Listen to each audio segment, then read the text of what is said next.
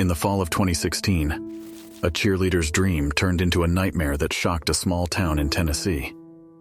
Today, we delve into the chilling story of Emma Walker, a 16-year-old whose life was tragically cut short by the person she once trusted the most. But before we dive in, make sure to hit the subscribe button for more true crime stories. They're educational snacks of the president. Who are you gonna eat first? Emma Walker was living her teenage dream. She was a cheerleader at Central High School in Knoxville, Tennessee, surrounded by loving friends, and dating a boy on the football team, Riley Gall. Emma and Riley started dating when he was a junior and she was a freshman.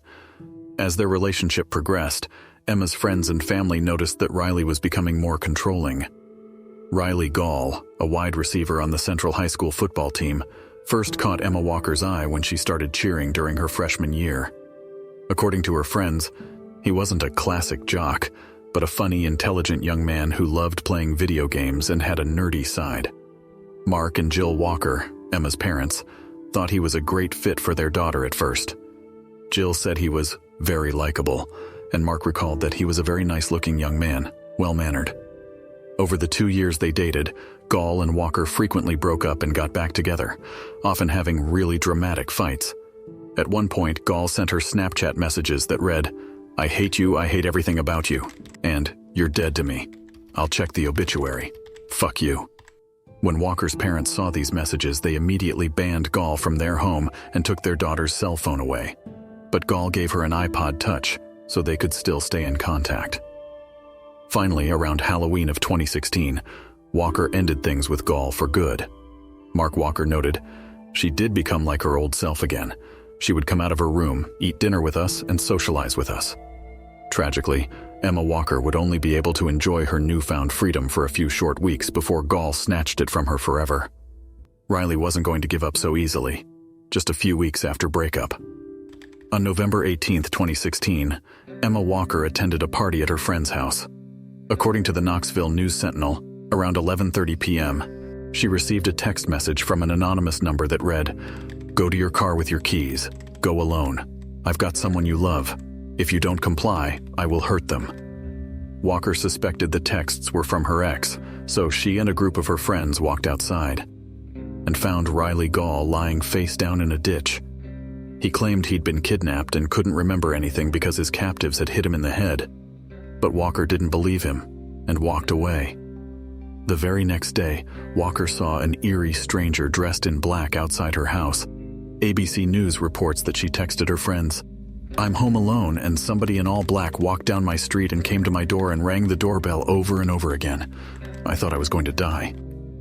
Terrified, she reached out to the only person she could think of at the moment, Riley Gall. She told him, "I hate you, but I need you right now." And he replied, "I'm coming. I'm speeding, just give me a minute." When Walker's mother arrived home shortly thereafter and saw her daughter outside with Gall, she was livid. She asked him to leave and told Walker that the stranger in black had probably been Gall all along.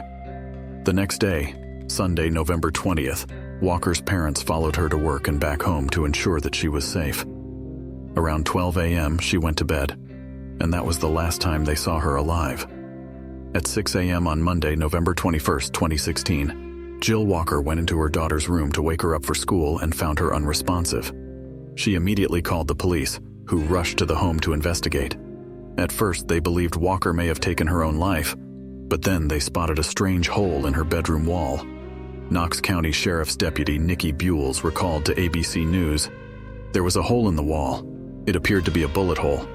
At that point, I knew that it probably was not a suicide." Further investigation revealed a second hole in the wall and 2 bullet casings in the yard outside. There was just a small amount of blood on Walker's pillow, but it was clear that she'd been fatally shot behind her left ear. Another officer on the case, Lieutenant Alan Merritt, started interviewing friends and family members and noted that the same name came up over and over again.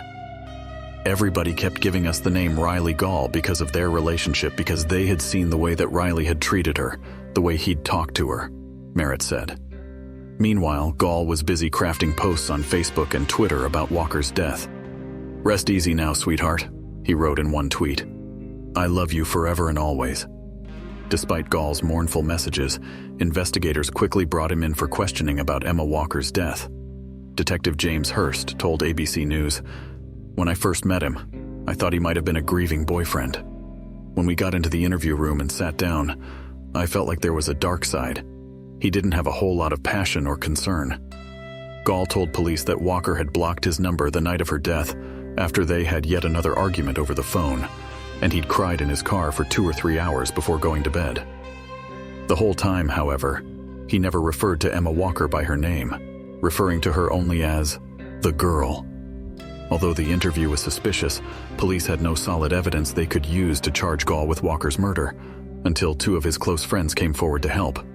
2 of Riley Gall's friends from college, Alex McCarty and Noah Walton, quickly told investigators that Gall had displayed some concerning actions since his breakup with Walker. Soon after the relationship ended, Gall had taken a handful of Vicodin and washed it down with alcohol in an apparent suicide attempt. On Saturday, November 19th, the day after Gall's supposed kidnapping, he told McCarty that he'd stolen his grandfather's gun in order to protect himself. He then asked Walton how to get fingerprints off of a gun, and he eventually asked both of his friends to help him dispose of the weapon. Bluffs. Because I need to get rid of the gun. At the bluff, I'm going to throw it into the water. Gall swore to his friends that he hadn't killed Walker, but he wanted to toss the gun into the Tennessee River because he was worried the police would unfairly connect him to the crime if they learned he had it. Suspicious of Gall's true motives, McCarty and Walton teamed up with investigators to reveal the truth. They were fitted with cameras and microphones as they accompanied Gall to dump the gun that he'd used to kill Walker. Thanks to McCarty and Walton, the police swooped in just in time to find Gall in possession of the murder weapon, gloves, and black clothing. The same kind Walker had seen the stranger outside her house wearing. At his trial, Riley Gall was found guilty of first-degree murder, stalking, theft, reckless endangerment, and possession of a firearm during a felony, earning him an automatic life sentence. To the end, though, he maintained that he never meant to harm Emma Walker. "I wanted to scare her," Gall told Walker's family at his sentencing hearing. "I never meant to take Emma's life." The story of Emma Walker serves as a haunting reminder of the devastating impact of domestic violence and the fragility of life. We hope that by shedding light on her story, we can raise awareness about the signs of abuse and the importance of supporting those who might be trapped in unhealthy relationships. Thank you for joining us on this episode of Criminal Case Files. If you found this video informative, please like and subscribe to our channel for more thought-provoking content. And as always, remember to be kind to one another. Until next time.